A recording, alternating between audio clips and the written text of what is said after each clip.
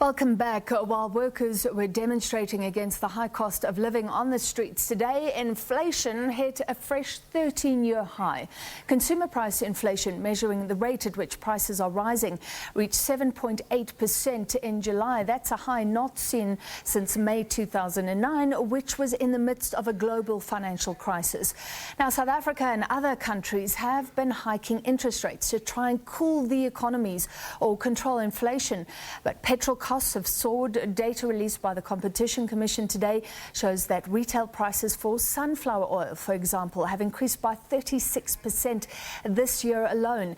To discuss, we're joined by Sugar Creek Wealth CEO Gerald Mwandiambira. Mr. Mwandiambira, thank you for being with us. So looking at the inflation data, 7.8%, we're way past the ceiling that the Reserve Bank prefers. So does this mean another interest rate hike? Definitely. Look, I think, we are expecting another interest rate hike. That's most economists have already predicted that. The question is, how big will the next interest rate hike be? Will it be 50 basis points or 75 basis points? But definitely, Francis, we are looking at an interest rate hike on the cards. Looking at the prime interest rate, it went from 7% last November. It's 9% now, so that's in less than a year. I was trying to do some calculations, and it seems like somebody paying off a sort of average bond could be paying off 25% more. Does that concur with what you've been looking at? And I guess the question is, can consumers absorb that sort of pressure? Let's stay with secured sort of home loans and car loans and things like that before we look at unsecured lending. Yes, I think advantages in order to purchase properties, they would be under pressure now, because you are right that we're looking at a hike in terms of interest rates, and for a R1 million bond, that could be almost 2,000 Rand. This is part of the reason why when you do go out for a bond, they encourage you not to borrow at the top of your affordability, because this is out.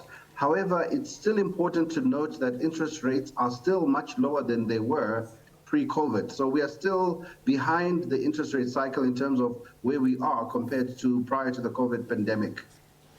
All right, so that may be little comfort to some, but we've been here before. And is it comfort that we're not alone?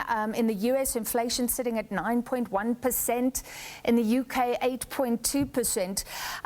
The world is suffering. Well, the world is definitely suffering. I think at risk of going into a global recession. The Ukraine-Russia war is obviously going to put inflationary pressure on us as net food importers for certain foodstuffs like sunflower oil and wheat, which predominantly come from the Ukraine. You're also getting a situation where we're going into the European winter, when gas prices and fuel prices are already going up in Europe, and we will also be impacted by some sort of imported inflationary pressure, which might be on our rand. So yes, I think things are going to get worse before they get better. If you're an average household right now, you need to go into any of the emergency money-saving measures which you can think of, such as saving on your energy bill, buying in bulk, avoiding unnecessary travel and transport costs reduction. And obviously this is also compounded by the fact that most employers are asking employees to start returning to the office. Yeah, so then your travel costs rise hugely.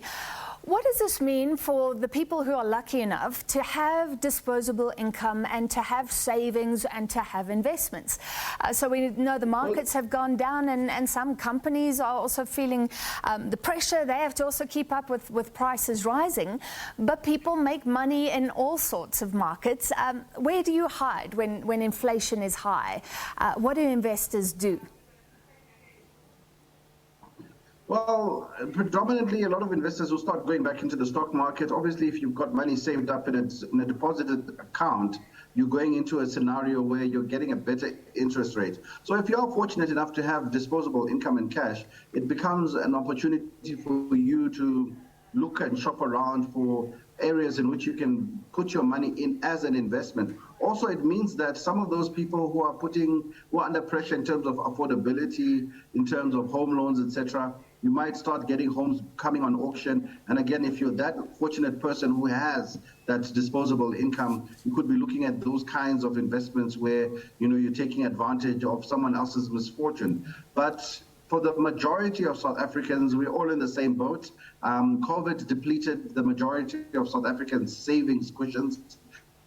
And we are all faced with a similar situation where we really need to tighten our belts and also explore any avenue which you can get a secondary or a third income which can supplement your main income. The so-called side hustle. You mentioned something that's interesting, property, which has always been a safe bet. Well, it used to be, and then we saw that change. And rentals go up. I mean, inflation is high, but you said people can find these opportunities and they rent property out. How hot or cold is property as an investment right now? Because interest rates are still low, so affordability is it's still a buyer's market. However, we might see a swing to seller's market where we're getting rentals, losing tenants because people were buying properties. You might start going back into the cycle where people are becoming net renters again, sharing accommodation, etc., as interest rates creep up and affordability becomes more difficult. You also have a scenario where a lot of South Africans already have impaired credit because of the COVID pandemic. So the buyer's market is shrinking definitely, but if you are someone who's blessed enough to have a large disposable amount, property is always a safe bet, and equities also start to look attractive. You're also seeing a lot of people going into gold, which has gone up quite significantly with the because when the rest of the world is suffering, everyone simply runs to gold. All right, finally, we don't have a great connection, but let me see if I can throw this last question. You said that things will get worse before they get better. Is there any time frame on when things will get better? I mean, there were predictions about the oil price, but we see the war is still going on and petrol prices are coming down. We don't know if that's a long-term trend, but is there any sort of end to the pain, as it were? Look, I think we're looking at a good 18 to 24 months. It's definitely not going to happen very quickly, but I would hedge my bets and say we're in for another 18 to 24 months before we can start seeing direction. Remember, South Africa is also looking at an election year, probably in that window as well. So a lot of things and change might be coming our way. All right, thank you very much for your time. The CEO of Sugar Creek Wealth, Gerald Mwandiambira, and a little later on in this hour, we will focus on people specifically drowning in debt.